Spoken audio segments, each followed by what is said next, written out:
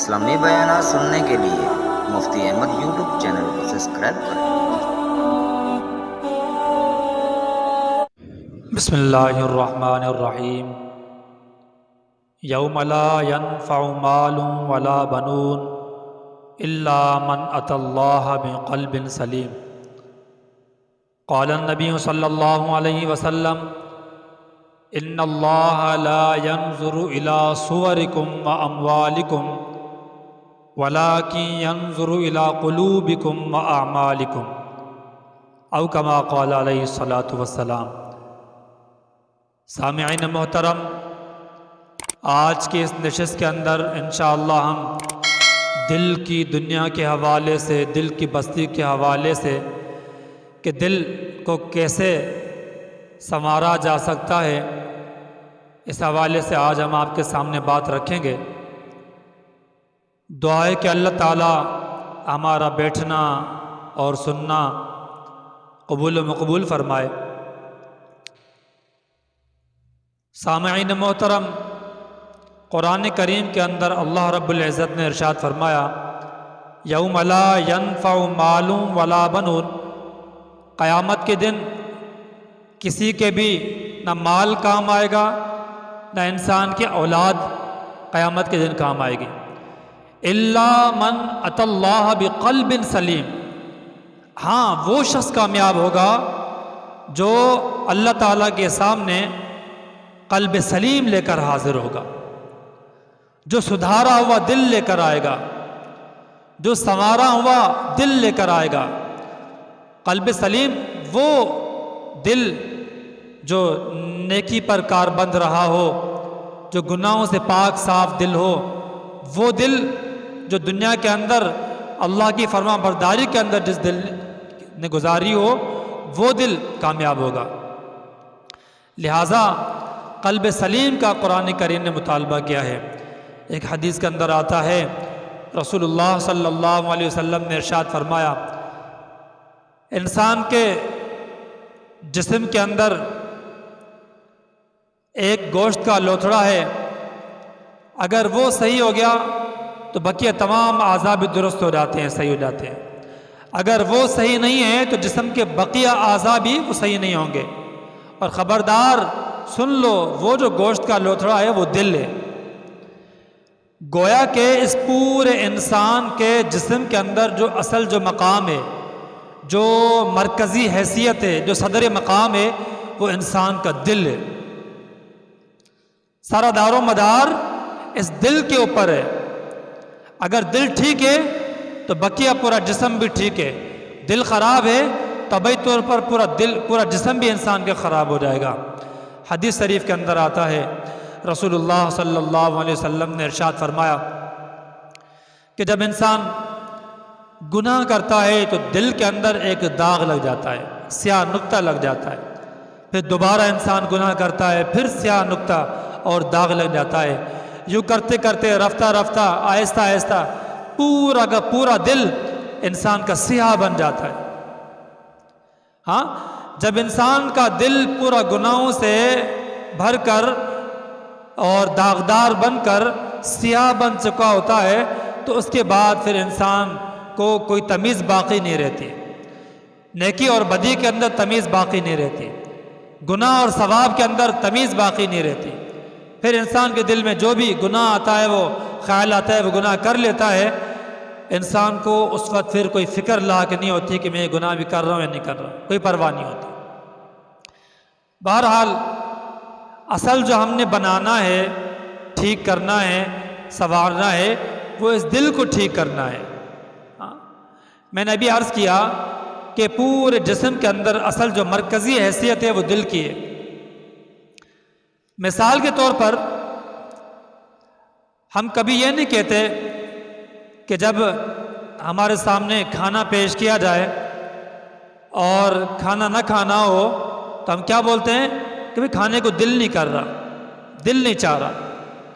حالانکہ سب کو معلوم ہے کہ کھانا منہ سے کھایا جاتا ہے، زبان کے ذریعے سے کھایا جاتا ہے، اس کے باوجود ہم کیا بولتے ہیں کہ بھائی دل نہیں چاہ رہا۔ ہاں، ہمارے سامنے مشروب پیش کیا جائے، اعلیٰ سے اعلیٰ پانی پیش کیا جائے، اگر دل نہیں مان رہا تو ہم کیا بولتے ہیں کہ بھائی دل نہیں کر رہا، یہ جوس پینے کا یا مشروب پینے کا دل نہیں کر رہا ہے، دل نہیں چاہ رہا ہے، حالانکہ وہ پانی وہ مشروب ہم منہ کے ذریعے سے پئیں گے۔ ہاں، مثال کے طور پر اگر کوئی کہے کہ جی آ جاؤ آج چلتے ہیں گھومنے کے لیے، تو ہم کیا بولتے ہیں؟ دل نہیں کر رہا، دل نہیں چاہ رہا۔ تو اس سے یہ بات حاصل ہوئی کہ جسم کے اندر بھی ہر چیز کا جو اصل دار و مدار ہے وہ دل کے اوپر ہے۔ دل چاہے گا تو وہ کام ہوگا، دل نہیں چاہے گا تو پھر انسان کی یہ اعضاء بھی کام نہیں کریں گے، انسان کا پھر ذہن بھی کام نہیں کرے گا، انسان کے پھر یہ ہاتھ اور پاؤں بھی اس طرف نہیں جائیں گے۔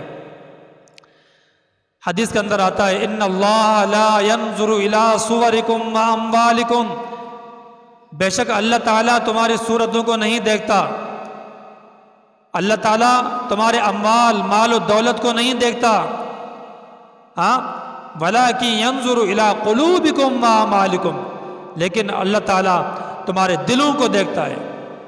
ہاں، اللہ تعالیٰ تمہارے اعمال کو دیکھ رہا ہوتا ہے کہ تمہارا دل کیسا ہے۔ قرآن کریم کے اندر آتا ہے وَحُصِّلَ مَا فِي الصُّدُورِ، قیامت کے دن جب ہم پیش کیے جائیں گے تو اللہ تعالیٰ سینوں کو کھول کے رکھے گا کہ آیا اس کے سینے کے اندر کیفیت کیا ہے، میری محبت رچی بسی ہوئی ہے یا غیر اللہ کی محبت ہے، اس دل کے اندر کس کی محبت ہے۔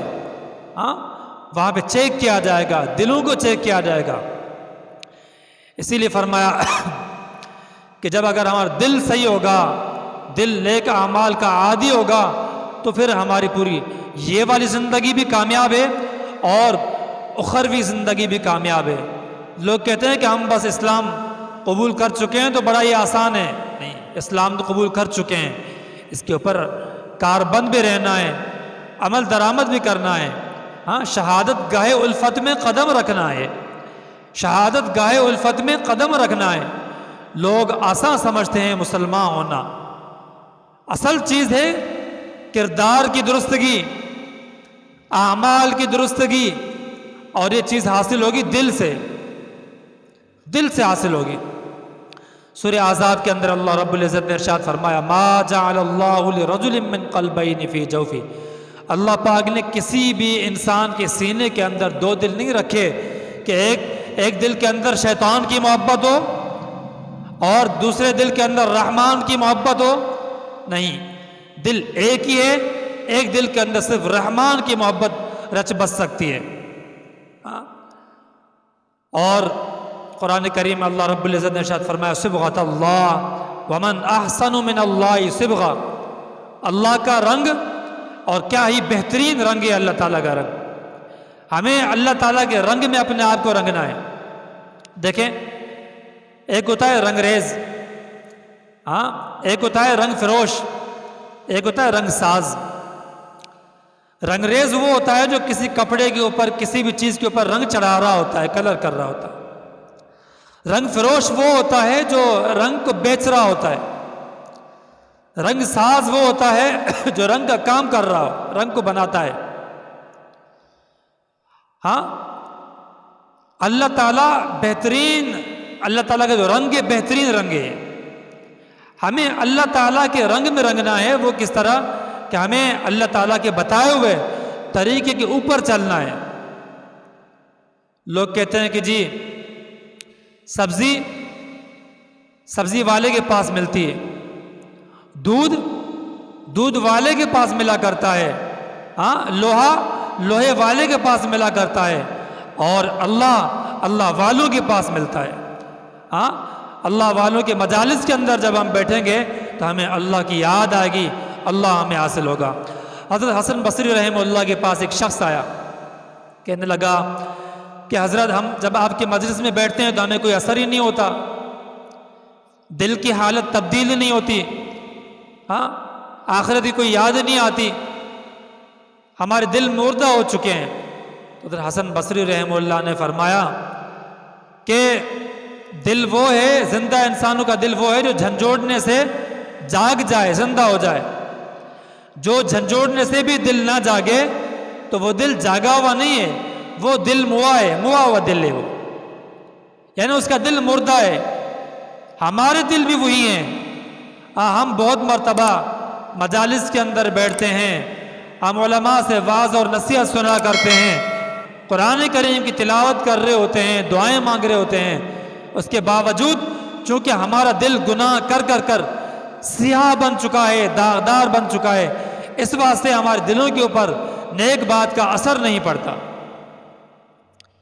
اس دل کے اوپر محنت کرنی ہے، ہاں اس دل کو ہم نے سنوارنا ہے، اس دل کے اندر اللہ تعالیٰ کی محبت کو بسانا ہے، ہاں تو بچا کے نہ رکھ اسے، تو بچا کے نہ رکھ اسے کہ یہ آئینہ ہے وہ آئینہ جو شکستہ ہو تو عزیز تر ہے نگاہ آئینہ ساز میں۔ دل کے بارے میں کسی شاعر نے کیا خوب ہی کہا ہے کہ یہ دل ایک نرالی بستی ہے، یہ دل جب ٹوٹ جاتا ہے نا، جب یہ دل شکستہ ہو جاتا ہے تو اللہ تعالیٰ کے ہاں اس دل کی بڑی قدر و منزلت ہو جاتی ہے۔ جو شکستہ ہو تو عزیز تر ہے، اگر یہ دل ٹوٹ جائے شکستہ ہو جائے تو عزیز تر ہے، عزیز ہو جاتا ہے نگاہ آئینہ ساز میں۔ آئینہ ساز کون ہے؟ آئینہ کہتے ہیں دل کو بنانے والے کی نگاہ میں ٹوٹا ہوا دل بڑا قابل قدر ہو جاتا ہے۔ اللہ تعالیٰ ایسے دل کو ہاتھوں ہاتھ لے لیتا ہے۔ جب انسان نا امیدی کی دلدل کے اندر پھنس چکا ہوتا ہے، مایوسی انسان کو اپنے گھیرے میں لے لیتی ہے، انسان اگر سونے کے اندر جب ہاتھ ڈالتا ہے تو وہ سونا بھی مٹی بن جاتا ہے۔ انسان کا جب کہیں بھی کوئی کام نہیں بن رہا ہوتا، ہاں معاشی طور پر، اقتصادی طور پر، ہر لحاظ سے انسان اپنے آپ کو ایک بند کمرے کے اندر جب محسوس کر رہا ہوتا ہے، یوں لگتا ہے کہ جیسے سانس گھٹ رہی ہو۔ ہاں یار دوست اور دنیا کے لوگ بھی جب نظریں چرا لیتے ہیں، پھیر لیتے ہیں، کوئی بھی شکوہ اور دکھڑا سننے کو تیار نہیں ہوتا۔ ایسے میں جب وہ انسان دنیا کے لوگوں سے، دنیا کے اسباب سے جب ہر طرح سے بالکل کلی طور پر جب مایوس ہو چکا ہوتا ہے، تب اس وقت اس انسان کا دل چور چور ہو جاتا ہے، اس انسان کا دل ٹوٹ چکا ہوتا ہے، شکستہ ہو جاتا ہے۔ تو پھر آخر میں وہ اکیلے اللہ کے دربار میں آتا ہے، جس کا دربار 24 گھنٹے ہر وقت کھلی ہوتی ہے۔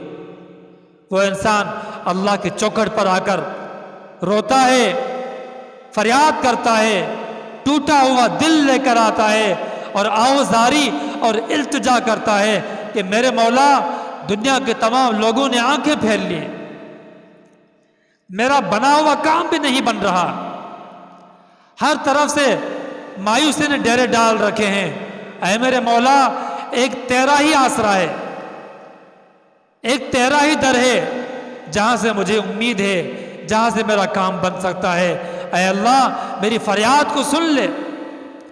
جب ٹوٹا ہوا دل لے کر آتا ہے، ایسے میں اس وقت شیطان بھی اپنا پورا کام کر رہا ہوتا ہے۔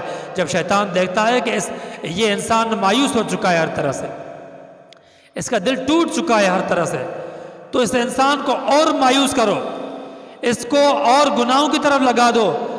پھر نفس اور شیطان ذہن کے اندر یہ خیالات ڈال رہا ہوتا ہے کہ بھائی جب تیرا کوئی کام بن ہی نہیں رہا، جب تیرا اللہ تعالیٰ بھی نہیں سن رہا، تو پھر کیا فائدہ؟ نمازوں کو چھوڑ دو، دعاؤں کو چھوڑ دو، نیک اعمال کو چھوڑ دو، ہاں پھر گناہ کی طرف لگ جاؤ، پھر جو من میں آ رہا وہ کر گزرو۔ ہاں پھر اس وقت شیطان اپنا کام کر رہا ہوتا ہے۔ ایسے میں وہ بندہ جب شیطان کو دھکے دے کر ختم کر کے اللہ کے دربار میں آ کر روتا ہے، دعائیں مانگتا ہے، ٹوٹا ہوا دل لے کر جب اللہ تعالیٰ کے ہاں آتا ہے، تو اللہ تعالیٰ ایسے دل کو ہاتھوں ہاتھ لے لیتا ہے، ایسے دل کی بڑی قدردانی فرماتا ہے اللہ تعالیٰ۔ تو لہٰذا میرے دوستو، میرے عزیزو، اس دل کو ہم نے سنوارنا ہے، اس دل کی بستی کو ہم نے آباد کرنا ہے۔ اس دل کی غذا کیا ہے؟ اس دل کی غذا اللہ والوں کی صحبت ہے، نیکی کے کام کرنا ہے، ذکر اللہ ہے، اللہ کا ذکر کرنا ہے۔ ہاں الا بذکر اللہ تطمئن القلوب، بے شک آگاہ رہو، اللہ کے ذکر سے دل میں سکون آتا ہے، اطمینان آتا ہے. ہاں ذکر سے دل یہ زندہ ہوتے ہیں. دل ایک زمین کے مانند ہے. جس زمین کے اندر آپ کاشتکاری کرنا چھوڑ دیں، جس زمین کے اوپر آپ محنت کرنا چھوڑ دیں تو وہ زمین بنجر بن جایا کرتی ہے، وہ زمین خشک ہو جایا کرتی ہے، وہ زمین سخت ہو جایا کرتی ہے. یہ دل کی بستی بھی زمین کی طرح ہے. جب اس دل کی بستی کے اوپر، دل کی دنیا کے اوپر آپ محنت نہیں کرو گے، آپ اس کو کھلا چھوڑ دو گے، پھر یہ دل بھی سخت ہو جائے گا. پھر اس دل کے اوپر کوئی نیک کام، کوئی نیک بات اثر نہیں کرے گی. اللہ والوں کی نصیحت اس دل کے اوپر اثر نہیں کرے گی. ثم قست قلوبكم من بعد ذلك فهي كالحجارة أو أشد قسوة وإن من الحجارة لما يتفجر منه الأنهار وإن منها لما يشقق فيخرج منه الماء وإن منها لما يهبط من خشية الله وما الله بغافل عما تعملون. ہاں پھر انسان کا دل سخت ہو جایا کرتا ہے. ہاں فَهِيَ كَالْحِجَارَةِ پھر انسان کا دل پتھر کی طرح بن جاتا ہے، پتھر کی طرح، بلکہ پتھر سے بھی زیادہ سخت ہو جاتا ہے. کیوں؟ اس لیے کہ اللہ تعالیٰ فرماتا ہے کبھی کبھار پتھر سے بھی پانی نکل پڑتا ہے. جب آپ پتھر کو تراشو، پتھر کو توڑو، پہاڑ کے اندر آپ شگاف ڈالو تو پتھروں سے بھی بسا اوقات چشمے پھوٹ پڑتے ہیں، نہریں نکل پڑتی ہیں، پانی نکل پڑتا ہے. ہاں اس کے برعکس اے انسان، جب تیرا دل سخت ہو جاتا ہے تو اس پتھر سے بھی زیادہ سخت ہو جاتا ہے. ہاں ختم اللہ علی قلوبہم، پھر ایسے دلوں کے اوپر اللہ تعالیٰ مہر لگا دیتا ہے. ہاں مہر جباری لگ جاتی ہے. پھر ایسے دل کے اوپر کوئی نیک بات اثر ہی نہیں کرتی، دل کے اوپر تالا لگ جاتا ہے. نیکی کے کام کو، نیک کی دعوت کو وہ دل قبول کر ہی نہیں سکتا. اس لیے خدا را اس دل کی دنیا کو آباد کرنے کے لیے ہمیں دن رات فکر کرنی ہوگی. اس دل کو آباد کرنا کیا ہے؟ قرآن کریم کی مسلسل تلاوت کرنی ہوگی. ہاں اللہ تعالیٰ کا ذکر کرنا ہوگا. یہ قرآن کریم بھی اللہ تعالیٰ کا ذکر ہے. روزانہ ذکر کا معمول بنانا ہوگا. یاد رکھو اللہ اللہ کرنے سے، اللہ کا ذکر کرنے سے دل آباد ہوتے ہیں، دل کی دنیا آباد ہوتی ہے، دل زندہ ہوتا ہے، دل کے اندر قرار، چین اور سکون حاصل ہوتا ہے. ہاں اس واسطے اس دل کو بنانا ہے، اس دل کے اوپر ہم نے محنت کرنی ہے. اللہ والوں کے صحبت میں ہم نے بیٹھنا ہے، ان سے ہم نے سیکھنا ہے. ہاں اور یاد رکھیے غفلت بھری زندگی گزارنے سے انسان کا دل اندھا بن جاتا ہے.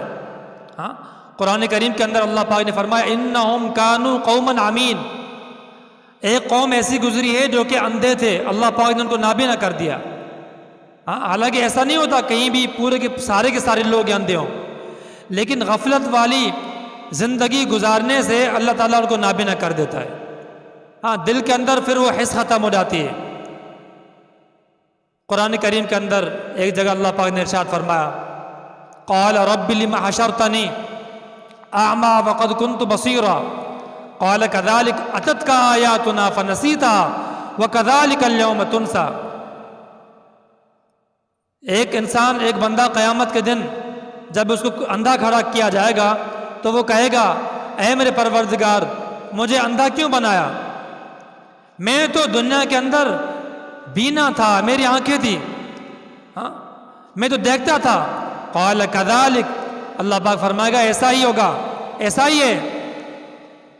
ہاں جس طرح دنیا کے اندر تم نے ہماری نصیحتوں کو بھلا دیا، ہماری نافرمانی کرتا رہا، ہاں ہمارے حکموں کے اوپر بجا لانے سے، اعمال کرنے سے تو اندھا بنا رہا، اس لیے آج بھی ہم تمہیں بھول جائیں گے، آج بھی تمہیں اندھا بنا کر کھڑا کیا جائے گا. ایک حدیث کے اندر آتا ہے رسول اللہ صلی اللہ علیہ وسلم نے ارشاد فرمایا ہر چیز کے لیے ایک سیقل ہوتا ہے، ایک پالش ہوتی ہے. ہاں اور دلوں کا جو سیقل ہے وہ اللہ تعالیٰ کا ذکر ہے. آپ جانتے ہیں ایک پالش ہوتا ہے، لوہے کو صاف کرنے کے لیے ریگ مال ہوتا ہے، ریگ مال سے لوہا بالکل چمکدار صاف ہو جاتا ہے. ہاں، اسی طرح کپڑے کو صاف کرنے کے لیے جو پالش ہے وہ صابن ہے، اس سے ہم کپڑے کو صاف کرتے ہیں۔ جوتے کو جب ہم پالش کرتے ہیں تو جوتا بالکل چمکدار ہو جاتا ہے۔ دل کا پالش کیا ہے؟ توبہ طائب ہونے سے۔ اللہ تعالیٰ کے ہاں توبہ کرنے سے دل ہمارا پالش ہو جاتا ہے، دل صاف ہو جاتا ہے۔ تو اسی لیے میرے عزیزوں، میرے دوستوں، بزرگوں، اس دل کے اوپر ہم نے ہر طرح سے محنت کرنی ہے، غفلت والی زندگی نہیں بسر کرنی۔ آج سے اس بات کا ارادہ کریں کہ ہم نے غافل نہیں بننا۔ ہاں، ہم نے ہر حکم اللہ تعالیٰ اور اللہ تعالیٰ کے رسول صلی اللہ علیہ وسلم کے بتائے ہوئے احکامات کے مطابق ہم نے زندگی کو بسر کرنا ہے، اور اس دل کو ہم نے اللہ تعالیٰ کی یاد سے، اللہ تعالیٰ کے ذکر سے، قرآن کریم سے آباد کرنا ہے، نمازوں سے آباد کرنا ہے۔ بھائی ذکر کے لیے کوئی شرائط نہیں ہے، نہ وضو کی شرط ہے، نہ نماز کی طرح مسجد میں آنے کی شرط ہے۔ ہاں، آپ کہیں بھی ہیں، کسی بھی حالت میں ہیں، آپ بغیر وضو کے بھی ذکر اذکار کر سکتے ہیں، چلتے پھرتے اٹھتے بیٹھتے، آپ لیٹے ہوئے ہیں، آپ کام کاج میں مصروف ہیں، اللہ تعالیٰ کا ذکر رطب اللسان رہے، آپ کی زبان اللہ تعالیٰ کی یاد سے تازہ رہے۔ آپ کام میں مشغول ہیں، آپ کے ہاتھ چل رہے ہیں، لیکن زبان پر اللہ تعالیٰ کا ذکر چلتا رہے۔ ہاں، اللہ تعالیٰ کی ذکر کرتے رہیں گے، جس سے آپ کا دل صاف ہوگا، آپ کا دل آباد ہوگا۔ دعا ہے کہ اللہ تعالیٰ ان نصائح کے اوپر ہم سب کو عمل کرنے کی توفیق نصیب فرمائے۔ وآخر دعوانا ان الحمد للہ رب العالمین۔